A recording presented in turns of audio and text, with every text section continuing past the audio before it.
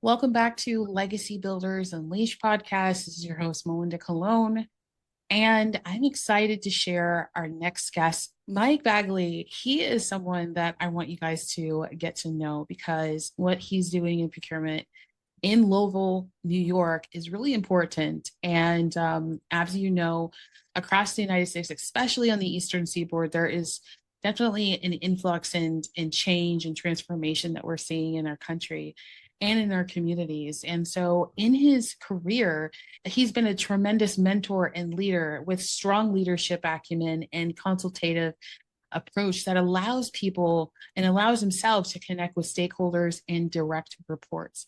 He's accelerated professional growth by embracing challenging situations and self reflection, and adheres his core values at all times, some of which are authenticity, dependability, integrity, trustworthiness, active listening, and accountability to what he does in his life. And he has extensive experience in healthcare leadership as well as medical sales leadership roles. And since 2015, each position he's held has transitioned into a demanding position that's acquired additional skills that he has achieved throughout his career as a team and leader for success. And he is the current director of purchasing for Jefferson County in New York. And he's going to share a little bit, but thank you so much for being here. Hey, thank you. Thanks for the invite. And I apologize for the furnace in the background. We are in very northern New York. It's very cold and snowy outside, so I don't know if you can hear that coming through. If so, I apologize.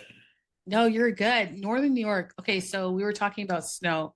Tell me, how much snow are we dealing with right now in Northern New York? I'm looking out my window, and I live in the county next to, I'm in Jefferson County where I work. I live in Lewis County, so it's a little more elevated away from Lake Mm, Ontario. So we get a little bit more there. We probably have a good foot to 18 inches on the ground wow. just Okay. since Friday morning. Since Friday morning. Okay. Mhm. All right. So And are we're you, supposed to get another like foot or two coming up. So yeah. oh Yep. goodness. Well, the season has started. My goodness. Wow. Wow. Well, stay warm and keep that furnace going. We're Yeah. just totally fine. But I don't hear anything. So we're good to go. Okay, perfect. Perfect. No worries there. So our first question is, what does your work role consist of as a director of purchasing for Jefferson County, New York? All right. So our structure here, and when I entered in as a disclaimer, when I've been in this role for almost 2 years now, came out of healthcare, just happened to land here and love it. But I found that even within the state, every municipality is structured a little differently. Yes. So just because Jefferson County is structured one way doesn't mean that even Lewis County next door is structured the same way. So a lot of it's based off of population, et cetera, et cetera. So demographics, very different. So it took a little while for me to adjust to that when I kind of phone a friend and their answer kind of made sense, but that's not really what we do here, not really how we're structured. So Mm, that is something that is very different moving from the private sector to the public sector. But here we have a centralized procurement function.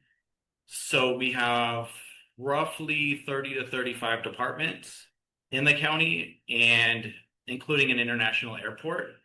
And all of their procurement needs come through my office. So I have wow. two account clerks in the front office area, two buyers, and who process all the requisitions. As they process the requisitions, once the department submits them and approves them, the final step is it goes into my workflow and I have the final approval. And once I approve, it then goes to the vendor to let them know that to place the order. We also oversee fixed assets for the county. So we oversee the auctions, the public auctions when a vehicle, a lot of times it's vehicles, are no longer in use for us and they're being replaced. We'll put them out to auction for the public. So we oversee that. We work with our auction third party very closely because at the end of the day, the bottom line for me is everything we do is about the taxpayers. The Yes. money we spend. So we track here, we track cost avoid not just cost savings, but cost avoidance as well. So Oh, how much money have we saved throughout the year by going with a vendor when maybe there's five that submitted a proposal, but how much over time over the year have we saved by cost avoidance? Mm. And this year it's about, for a county our size, it's about 125-ish, 125,000 constituents in the county. Oh, And wow. Okay. so it's a more rural, especially we're in Yeah, Watertown. Once you get out of Watertown, it's very rural. it is very rural. Um, and our cost avoidance this year is around the 15 million mark. So I think we've done a pretty good That's job for great. being a Yeah. smaller county, doing our best, putting our best foot forward, doing our due diligence to make sure that, yes, we're getting the quality we need, but also at a price that Mm. in turn benefits the taxpayers when we can save that type of money. That's so good. I'm glad that you shared a few of those metrics because the size of the size of the county versus the savings, that's pretty big. And then you said something really key that I loved is the value, just making sure that you're getting the quality as well as a competitive price. So that's really Mhm. cool. Okay, so what do you wish more business owners understood before they ever tried to sell to your agency?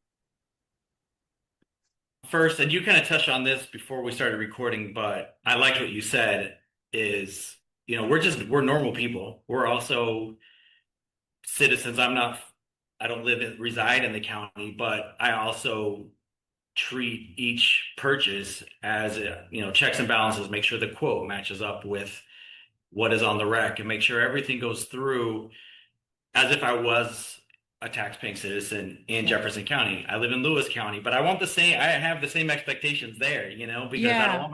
I don't want my tax rate to go up every single year. Yeah. I'm very conscientious as the department head here to make sure that we are doing our due diligence and collaborating with our departments as well to make sure that we are getting the best value for whatever procurement or service that they're looking for.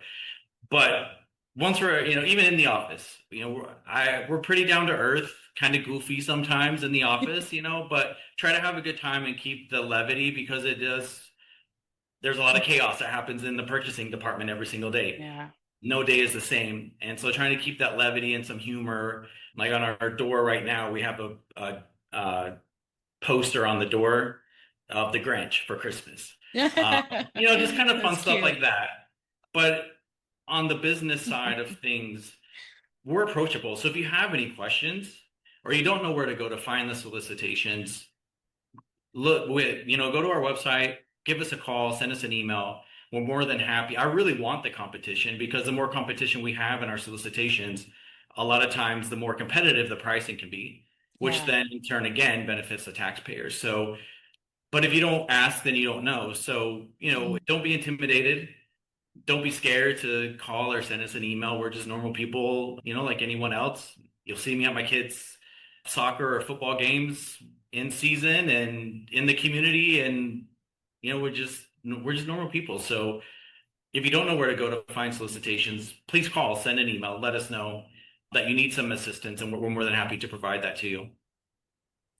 You have actual vendor days too. I I'm remember working that. on that. That's one of my Okay. initiatives for 2026. We do need some vendor days. There were several initiatives that I wanted to accomplish after I first started, and this might be going a little off topic, but I know. trying to Yeah. bring back into Trying to to your bring it back. question, moving more towards electronic and automated processes, which didn't exist.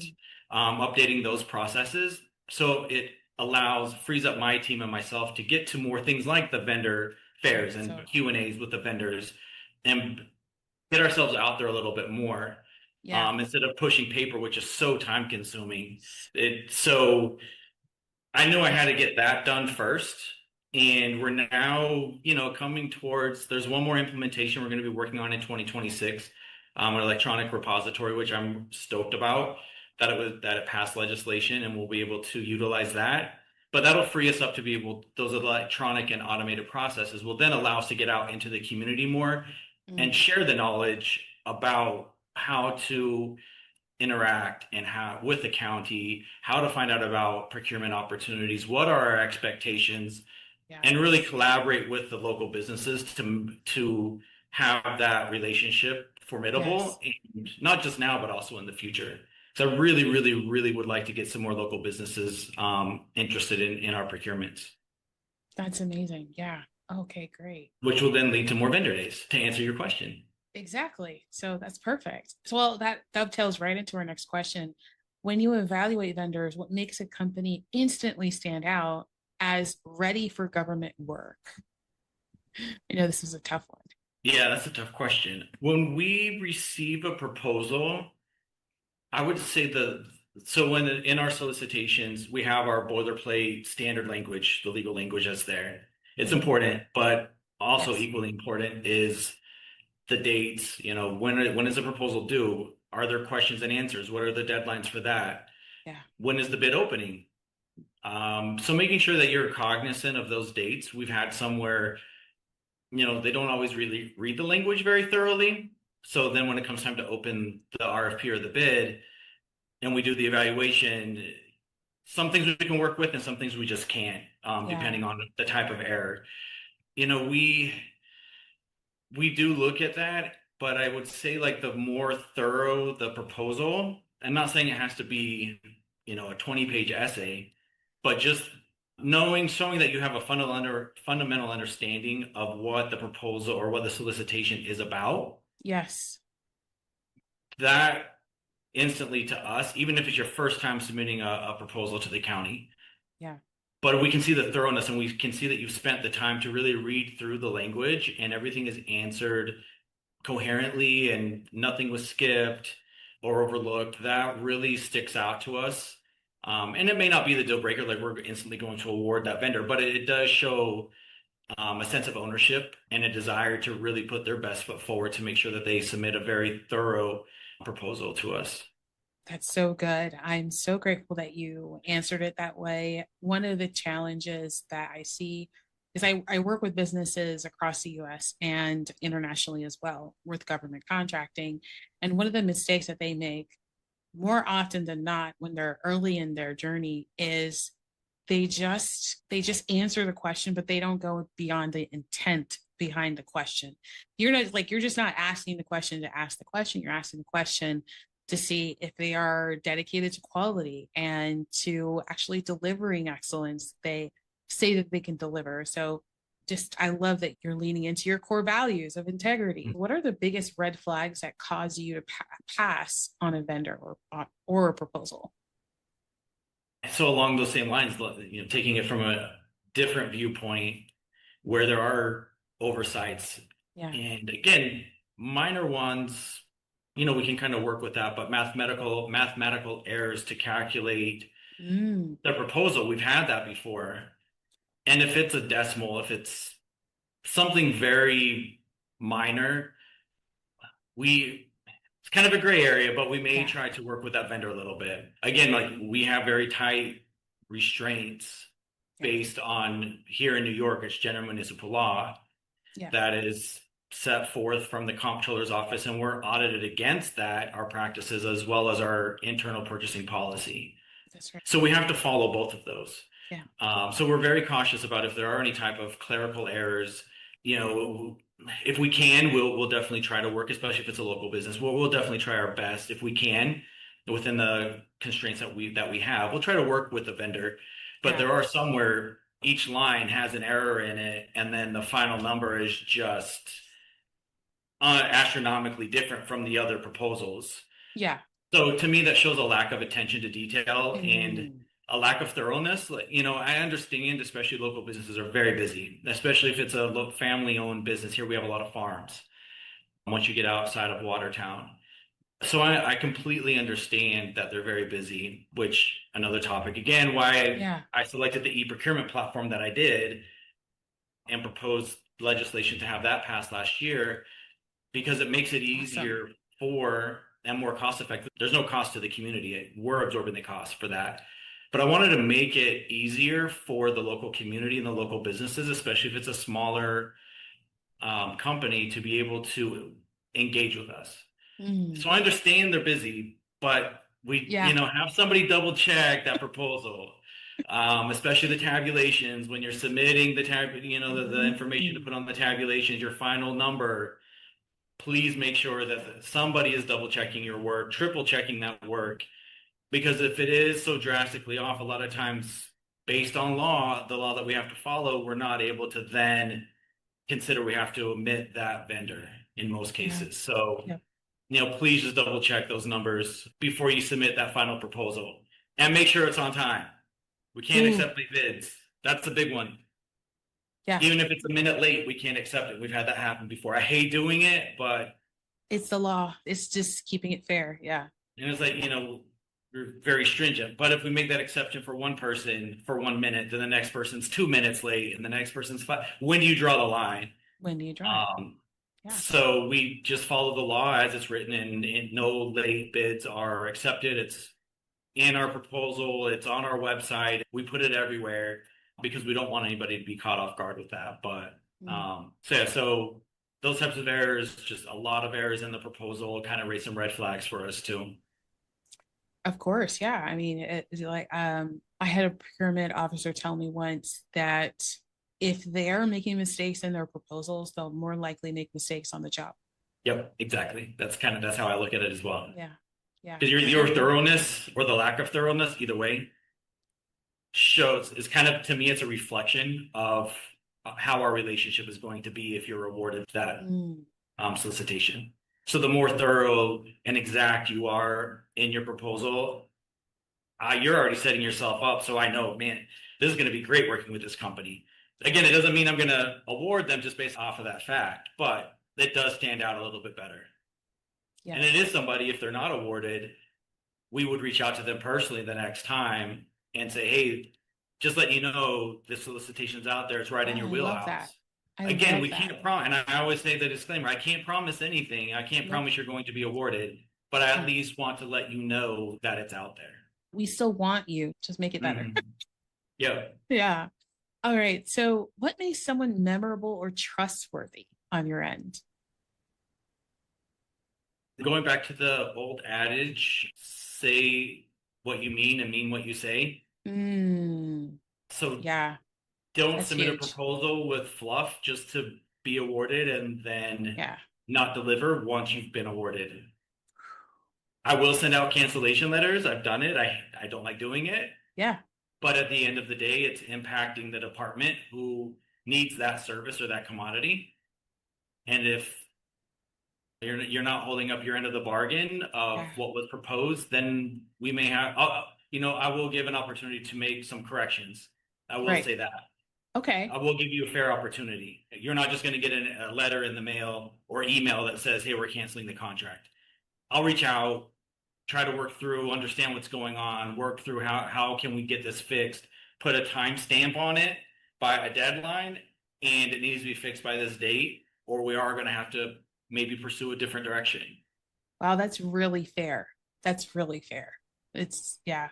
That wow, you're giving them a huge chance, and that's a huge benefit in terms of how to build community with these local stakeholders, these business owners who are trying to make a living and give back and to be a part of the growth of the economy and the community. Mm-hmm. I have a proposal development agency. So one of the things that we do is we actually go beyond what's in the deliverables for the RFP. We'll go on your website, your social media, we'll read the cover page, front to back of the RFP, because a lot of times it tells you why this even exists. And so we have to be into the heart of it, especially on the local and state side. We want to be in the heart of those contracts because, like you said, you're right. That impacts, like, if I have to take you off this contract, now I got to go find another one. Now it delays budget funding spending and it has a domino effect. It really impacts more than just this one contract. So, Yeah, really absolutely. good. So, what's one thing about your procurement process that vendors never ask, but absolutely should? How can I be successful with my Mm, proposal? so And simple, right? I think that's probably the biggest thing that we're not asked. Mm, And there's probably a 5 minute answer to that. Make sure, with insurances and things that we look for. yeah. But we can put that in an email or generally we prefer written communication. So Yes. generally be via email. But that's really, it sounds very simplistic, but you can get a lot of information from us by just asking, what do I need to include in my proposal to be successful? So simple. Yeah, it's really important, right? Just looking beyond the dollars and actually get to the Mhm. people. Yeah. What's the smartest way business can build a relationship with your agency before the solicitation is posted? No, that's a good question. I think just understanding that we're approachable. If you have questions, stop by the office. It's open 8 to 5. Um, That's really on so time. Yeah, that's great. we're here. So sometimes I feel like sometimes maybe the community members, the local businesses especially might, again, going back to maybe feeling intimidated working with a government entity, whether it's a county or other municipality. At least here, I can't speak for every municipality in New York Right. or the country, Yeah. but at least for us, we try to, like, going back to my first answer with your first question, we try to be approachable. We want to engage with the local businesses, but we need them to engage with us as well because there's so many of them, right? Yes. There's so many of them. And ask us what's the process for e-procurement. That's a fairly new system we've implemented in the last year and a half. Some may not be comfortable with technology or not know Oh, how to operate or sign up for a profile in the portal. We can assist or at least point you in the direction to put you in contact with that customer service rep who can then walk you through the steps. So don't be afraid to reach out to us, collaborate with us, work with us. We want to work with you. So understand that we're approachable and we want your questions. And if you are awarded, please just make sure you can deliver on what you proposed. that's so good. I love that. When you look at pricing, what separates a strategic bid from a sloppy one? I think we talked about it a little bit Mm. about just making sure you're calculating, just copy and paste it, y'all, into a spreadsheet. Just double Yeah. check it.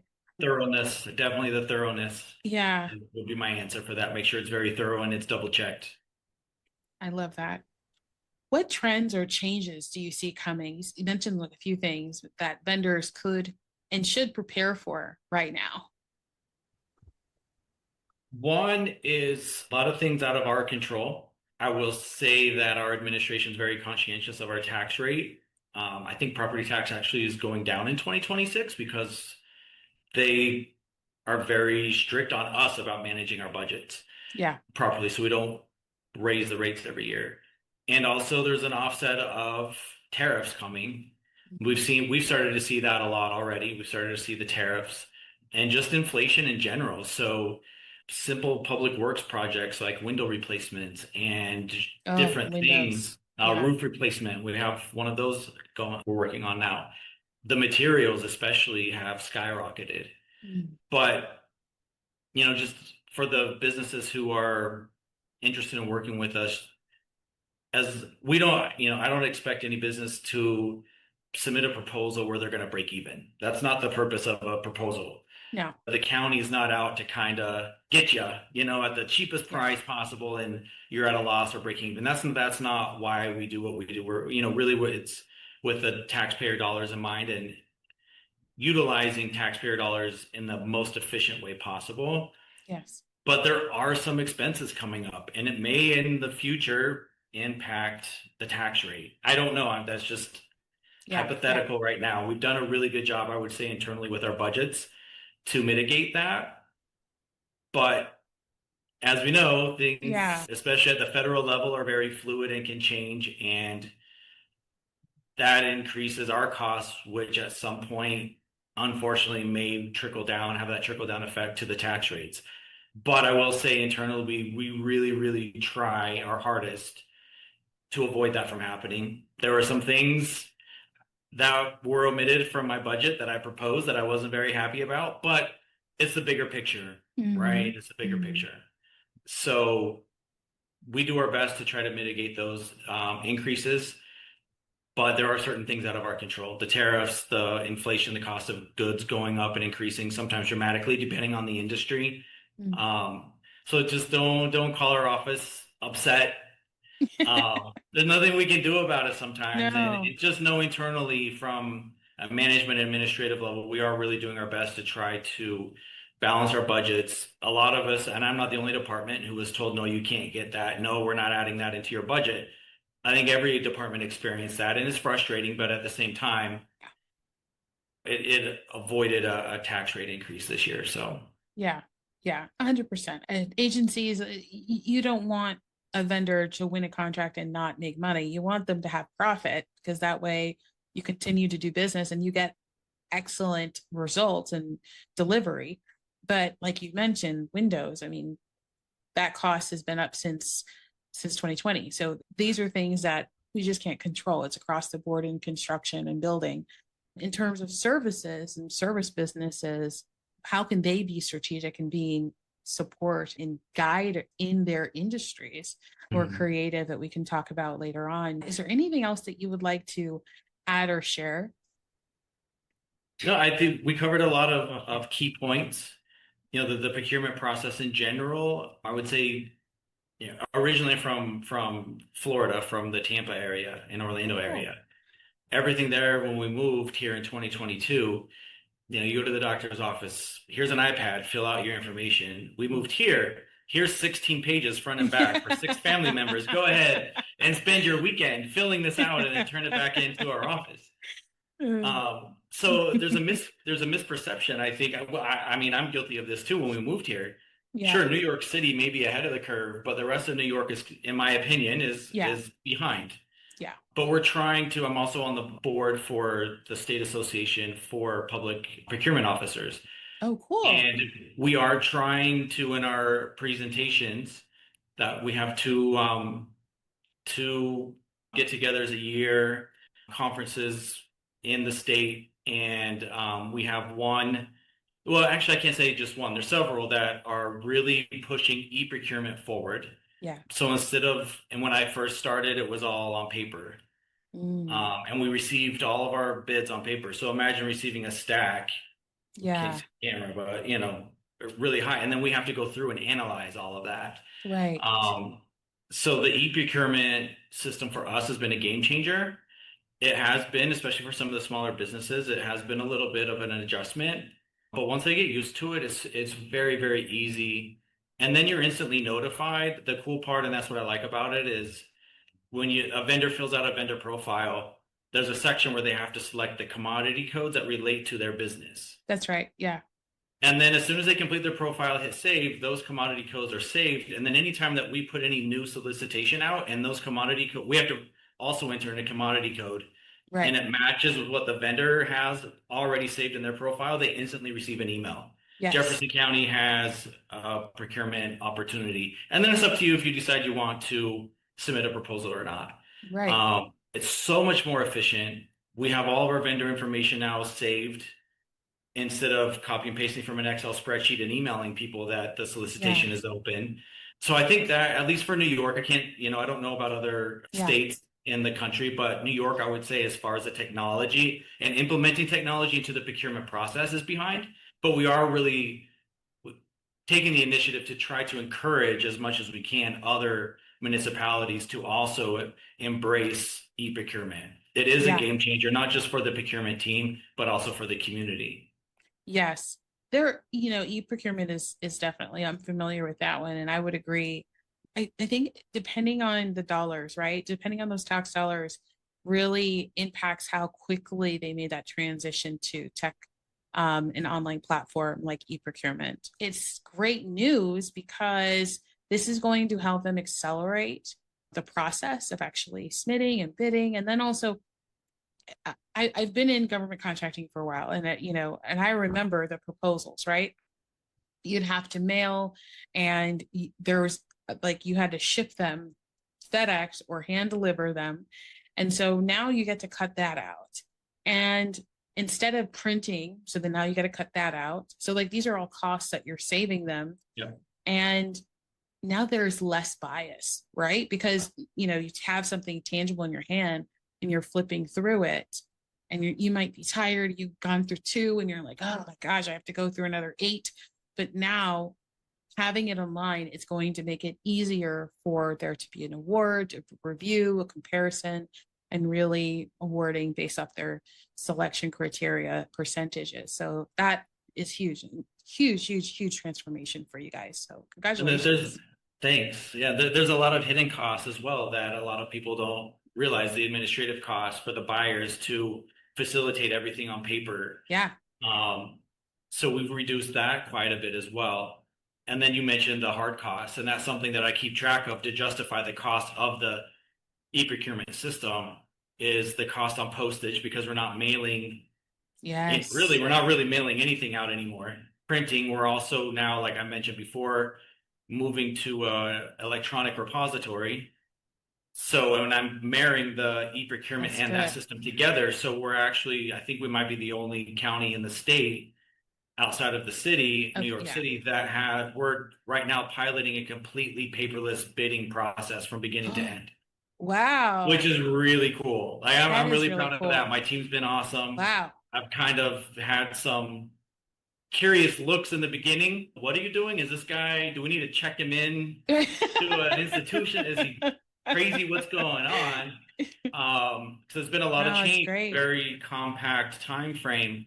Yeah. Um, but we're saving so much money on printing. Yeah. Our printers, our office printers, we have over 50 throughout the county for us because we're kind of piloting this whole system, the Hmm. electronic repository. We hardly print anymore.